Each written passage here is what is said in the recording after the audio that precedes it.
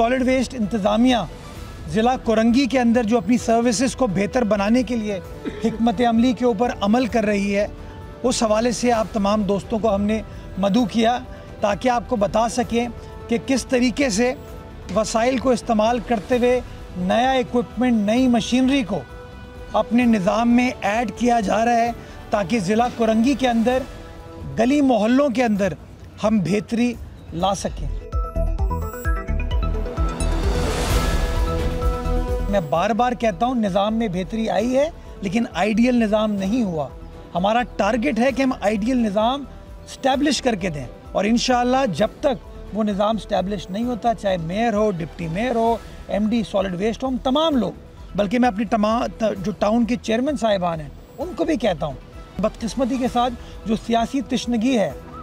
जो सियासी तनकीद है, उस चक्कर में चूँकि वो क्रेडिट किसी और को नहीं देना चाहते, वो तनकीद करते। मैं चाहता हूँ कि इस तनकीद की सियासत को ख़त्म किया जाए, तामीर और तरक्की की सियासत के ऊपर फोकस किया जाए।